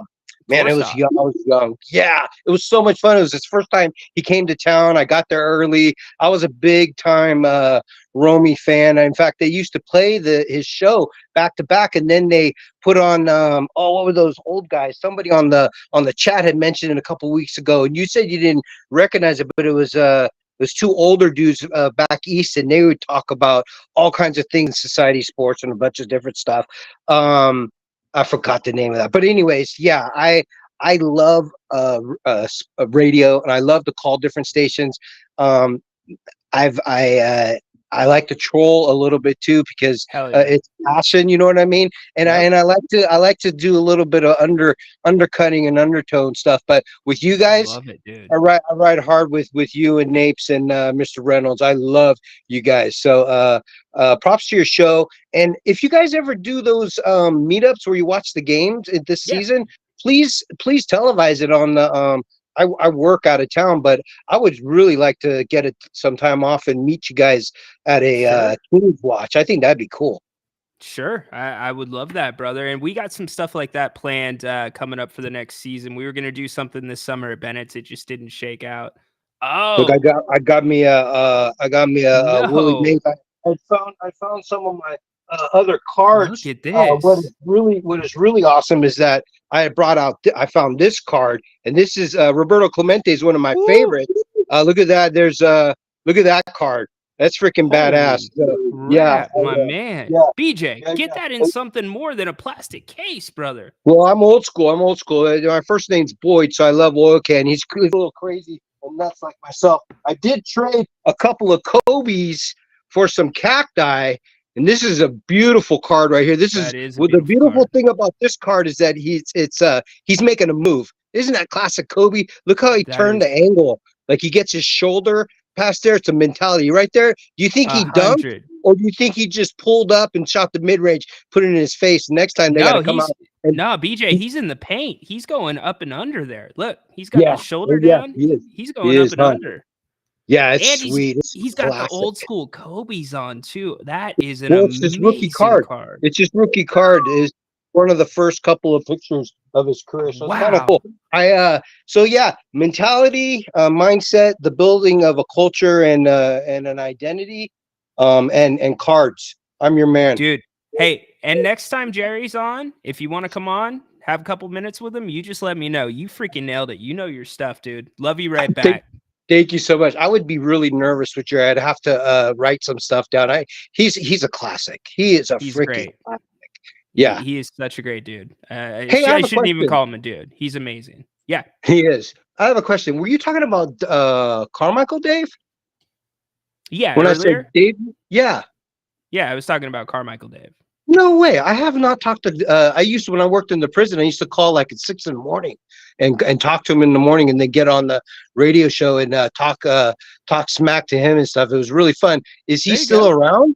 Yeah, well, I Yeah, stopped he's still- listening to it when the whole thing went down. But is he Yeah. still around? Yeah, Dave Really? and Jason are still doing their morning show, and What the hell? probably the most successful show at that station. Still put out a good product. So, Right. All you right. know, I don't mind saying their names. They're people I respect. Very good people, do a good show. So, got no problem with that. No kidding. Hey, so you said I should get that card in a better, Yes, dude. look at this one. I bought this one the same day on a deal. I traded this in like 1990. I was delivering Coca-Cola, and I got a guy wanted to get rid of his cards. He knew what they were, and he had that one, this one, and the mother load of cards. No, And I so, knew you were gonna pull yeah. out the 86 Fleer. Yeah, Get I got outta the here, whole. bro. Yeah, so I gave him a pretty good chunk of money for that time, but it turns out it was a steal because I got Julius Erving and I got the GOAT. He's the GOAT for me. It's a sticker, a rookie sticker, and his rookie card, which is I'll never grade them. I'll keep them in what they came in. It's I love cards Because It's it a means passion. something to you. It Yeah. means something to you. I It's- love that. You know what's cool is that everybody's getting their cards graded now because I've had some cards for so long. I'm part of the segment of the people where because they're like, there's only this many cards made. These many have been graded. That means there's You're these the one many that has raw them. out there. Yes. Yeah, so it's like it's kind of cool that way. It's like I That's play the long freaky. game. That is Anyways, awesome, dude. Yeah. I can't wait to catch up with you. I love your energy. You know your stuff. Freaking awesome stuff, BJ. You're the best, man. The I love you, man. You guys are the Velociraptor best, too. of Sacktown. Hell yeah. Later. Next time I talk to Rome, I'm gonna war that. And I'm gonna see if I can get that reset on his show. I got There's it. a Velociraptor of Sucktown. He used to call Sucktown. Sucktown for the Okay. longest time, and then something happened. I think the whole Weber thing, and we started winning, and then he said that he got some respect. Sacramento got some respect. He started talking about Sacramento. A lot of people started calling Rome, and of course Rome blew up. Of course, Yeah. it was amazing. So I really wanted to meet him, but he got really big fast in a way without the internet. You know what I mean? Yes, you he did. Yeah. couldn't get too close to him. You'd have to sign up for stuff. Kind of like stand-up Yep. comedy. I like Kind of that. like stand-up comedy. Yeah, no, I feel you, man. You got to sign up for that for sure. Whether Yes, you're sir. good or bad. All right, brother. No Good shit. call. Good seeing you, man. Have a good one, Later. BJ. Are you freaking kidding me? How amazing was that? Like, I'm looking at the chat. Like, amazing. Wow. Holy crap. Like, oh, come on. You're next too, buddy. You're calling that's not you. Is that you saying fakes, Alex? I'm going to take that up with you. What an amazing call. Great insight, too. Holy bleep, BJ. Man, that was good stuff. Jack Attack hopping in really quick with some Bronny. Wow. Wow. Wow. Wow. Look at Jay backing it up. Look at that. Just beast.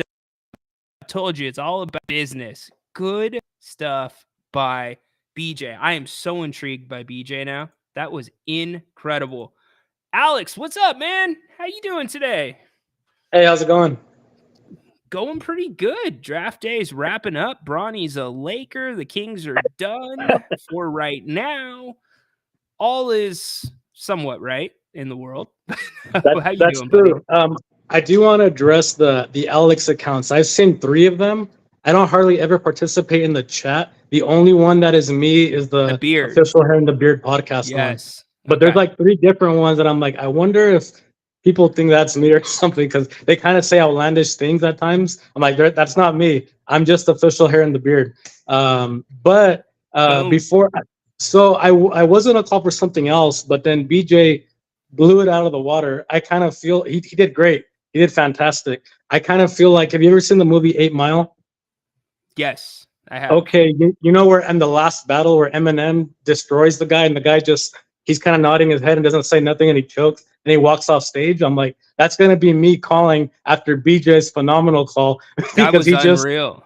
he destroyed the room. He was Uh, fantastic.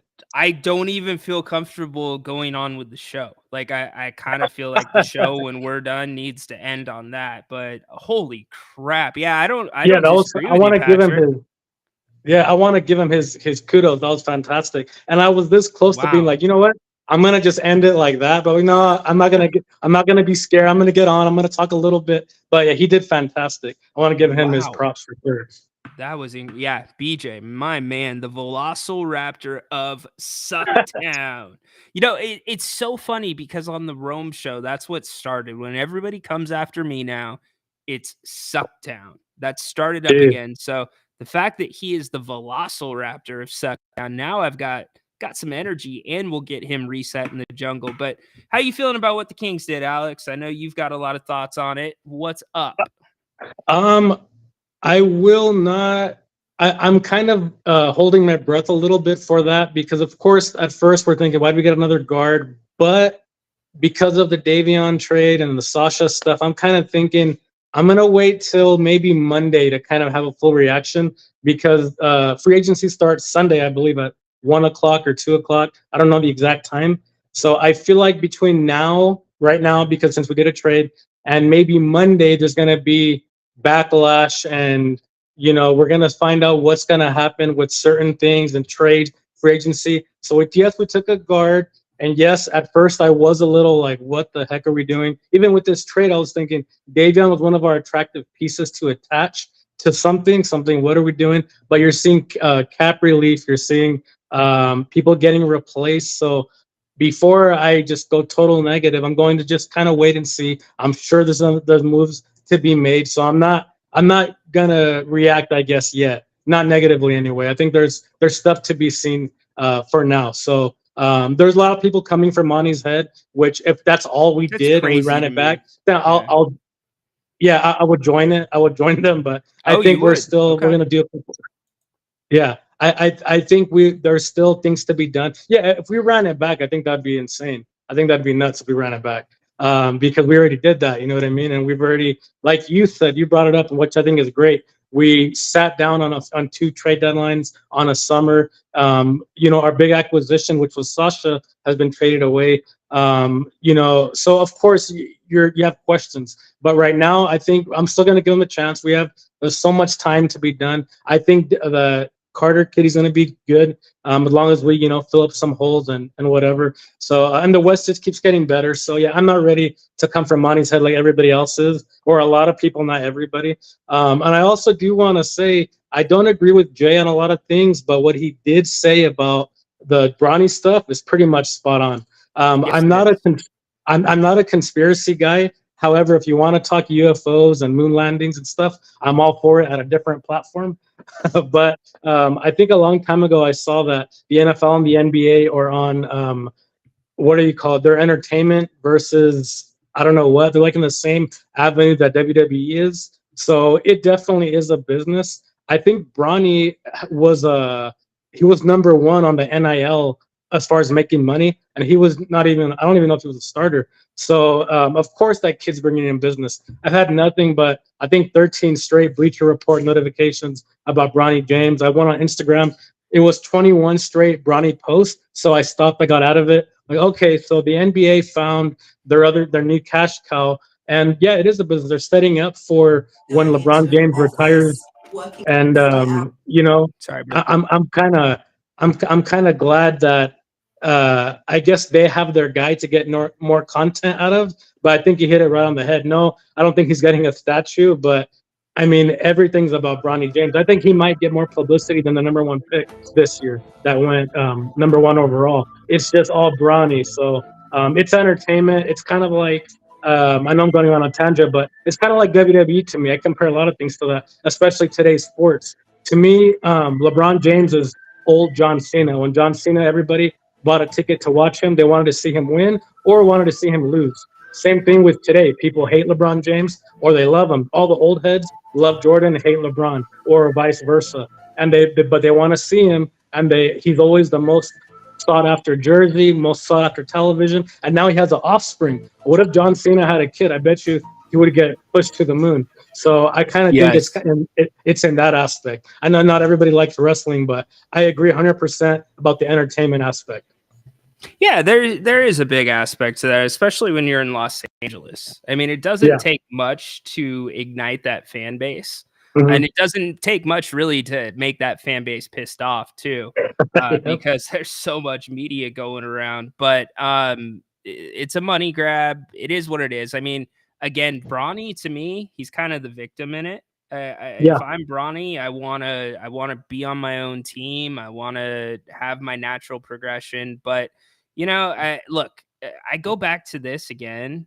He had a cardiac arrest. Like, how many times do we talk to people, or we probably know somebody that has had a bad disease, that maybe had a bad diagnosis, came back from it, got in a scary car accident, had a near-death experience in their eyes, and like the way they look at life changes, right? And so maybe these things that we're worried about on Bronny's behalf are just rolling off of his back, and he could care less. But there's a lot of money to be made there. And I think what this does more than, I don't think it turns too many people off to Bronny, but if you're LeBron James, I'm pretty sure the haters are turned up to 10 now. So like anybody, if you're the Lakers, if you are outside of that fan base, but if you're inside that fan base, you're loving what's going on. Outside of it, LeBron's going to be taking a lot of flack, because how the Lakers can walk up to a podium and act like anyone else but LeBron James is in charge of that team, like it's blasphemous. Like, literally just come out. Like, how interesting would it be? Like you said, part of it's entertainment. How interesting would it be if, and I know Jerry and we were dead ass serious too. Make Braun the player coach. You might as well, but he wouldn't do that because he wants a fall guy.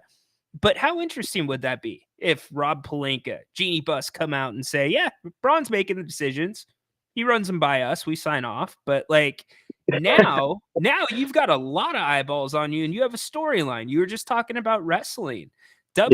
They're trying to draw, the NBA is trying to get good storylines, because what ends up dominating the press is the bad storylines, your Ja Morant stuff. Guys getting in trouble off the court, Draymond Green getting in trouble on the court, So I'm with you. But anybody that's not a Bron fan, dude, it's going to be ugly now for them. Really ugly. No, I agree 100%. Now I do have one question for you about that, and I really didn't call to talk about Bronny, but it's working on me now. It's working on me. I'm part of the problem now. I'm talking about him. But what role do you see? Like, let's say, I don't know, let's say they give him a few minutes a game. I'm just saying a scenario. And if, I don't know, do you see like LeBron puppeteering that? Do you think JJ, he has no experience, so maybe you're right. Maybe LeBron is running things behind the scenes and 100%. JJ is just a guy. You know what I mean? 100% he is. That's why when JJ was hired, I was like, he's the highest paid assistant coach in the NBA right now. I mean, he really is. So here's what I see. Realistically, for Bronny, he's going to be a two-way player. So most of Bronny's time will be spent in the G League. That doesn't mean you won't see him dressed and as part of the Lakers. Like you've seen Mason Jones last season for the Kings. You saw some of those other guys, Jalen Slauson, back and forth. Kess actually spent some time in Stockton. I covered that this last season. So my guess is most of the time will come with their G League team, but you will see Bronny in spots for the Lakers. You're going to get a heavy, so get ready for the summer of Bronny. So he is going to, you remember last summer, it was Victor Wembanyama. He's going to have his first summer league game, and it's going to, the NBA, here's the hole they're going to get themselves into with this. Because you now have reputable journalists and analysts on ESPN, on these different platforms, saying this guy can probably play in the NBA.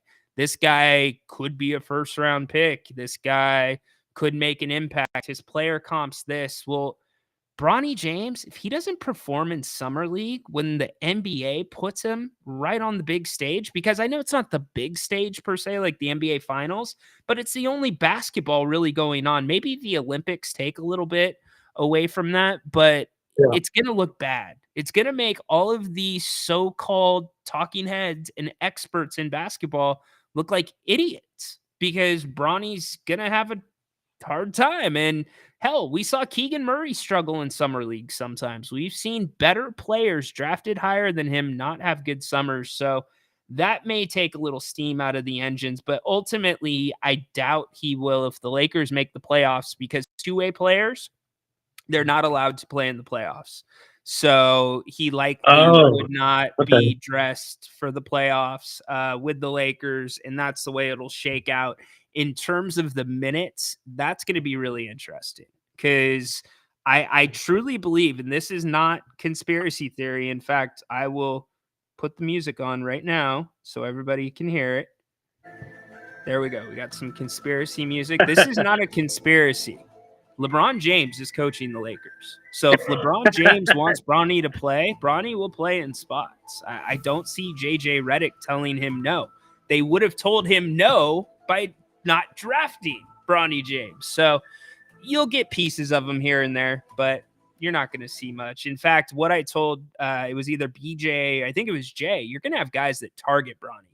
If they put him out there too early, it's going to target him a lot. Now, I'm being long-winded. I'll wrap it up here. But the G League, that is where the benefit's going to be. That's where the bump's going to be. The NBA is really trying to build up the G League. So if you want to talk about what's good for Bronny and what's good for the league, it's him spending a lot of time down there. It's getting more butts in the seats at G League games. Being able to see LeBron James' son, that's an appropriate place for him to grow his game. And that will help the game because I covered Stockton all this last year. There is some very good basketball going on in many of these programs. You look at the NBA draft this year, 2 of the top 11 players drafted were from the G League Ignite, who were 2-32 this year. So it tells you what the experience or how valued the experience is that those guys are getting down there. They shoot from beyond the NBA 3-point line. They play all the NBA rules for the most part. In fact, they try out a lot of the rules that they're thinking about implementing into the NBA. So I hope that is where Bronny has his biggest impact. And that is what would be best for basketball. A lot of great points. And that even goes back to my original point where I think he's going to get way more publicity than the number 1 pick overall this year. Every summer league game, you're going to have a stats. Yeah, definitely. Yeah. But that's what I mean. They have content for, I don't know how many years, hours, months, whatever, because everything he does will be posted. Every point he scores, every dunk he does, every outfit he wears, it's going to be crazy. And that's what I mean. To me, it's like if John Cena had a kid, he went to NXT and now it's going up to the main roster and all eyes are on him. And I know wrestling people won't get that, but that's literally what I see. Or if you're a movie buff, when Avatar 1 came out, it was this giant thing.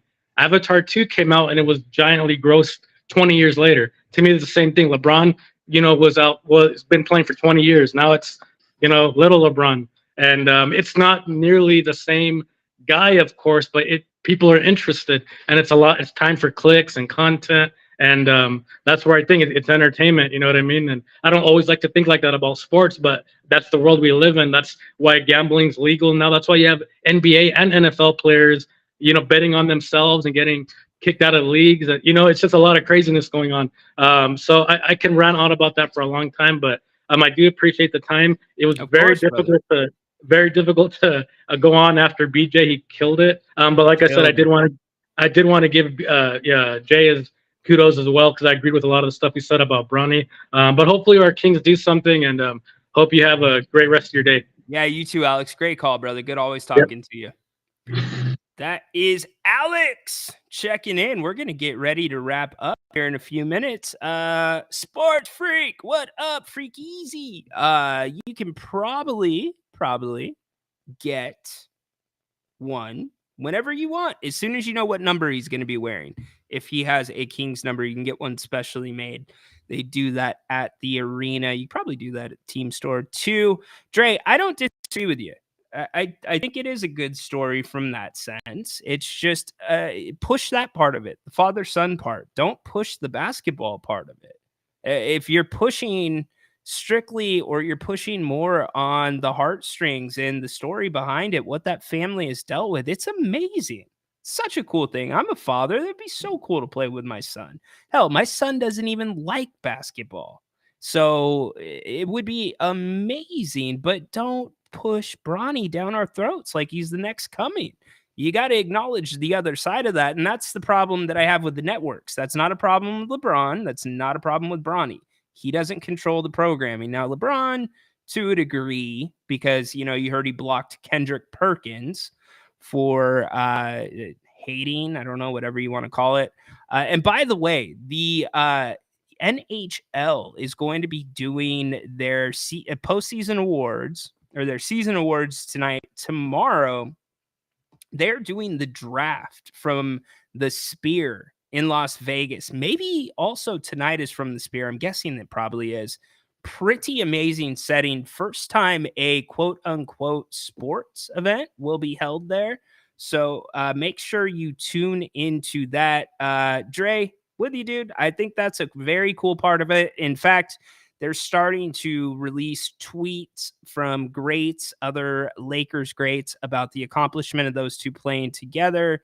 That's funny, Jay. I don't want to put that up too much. You guys are having too much fun. And by the way, you cat knuckleheads in the chat, don't think I didn't see that. I saw that. We'll address that tomorrow. I will be back later tonight with Grant. We are going to have a very, very fun show to talk about. Certainly, Bronny and Bron will be on the menu. But first and foremost, the moves that your Sacramento Kings made today. No 45th pick.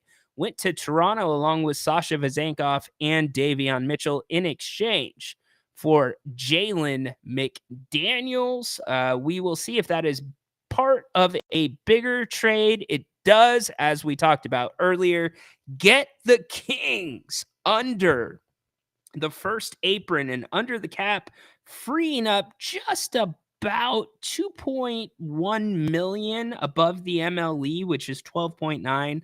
So the Kings will have roughly about 15 million to play with this off season. Stay tuned for more on that. We'll talk more about Devin Carter tonight. We'll talk about the rest of the Western Conference as well. And one story, by the way, that we did not get to. Here we go. And BJ, by the way, the Velociraptor of Sucktown came in here and absolutely took over the show. Incredible stuff. Incredible. Love it. And sorry about the hiccup at the beginning. I don't know why that happened again, but we'll make sure that does not happen anymore. That was on me. Appreciate John, the heads up. The story that we didn't get to that I wanted to talk about. Did you guys hear about the Minnesota Timberwolves staffer who is going to be pleading guilty to some misdemeanor charges of some computer crimes, and not the very bad crimes that we sometimes hear about, but he stole a portable hard drive from the vice president of, I believe, he wasn't the VP of the team, but the analytics department. It is a very bizarre story. And he's admitted to it. They're going to be dropping a felony charge because of, it seems to be a plea deal for him to plead guilty. But it's on ESPN.com. You can go check it out if you want. I just think it's really weird. Very, very bizarre. So, all right, we will get our last moment comments in. Light the mother fin beam. That gets a holy moly, Jim Bob. Holy moly, Jim Bob. Stay away from Levine. Dude, that rhyme. BJ. Dude. This guy's coming up with rhymes to end the show. Light the mother effing beam. Stay away from Levine. Has anybody ever had a better day in the history of the King's Court than the Velociraptor of Sucktown, BJ. My God, we end it there. Go Kings.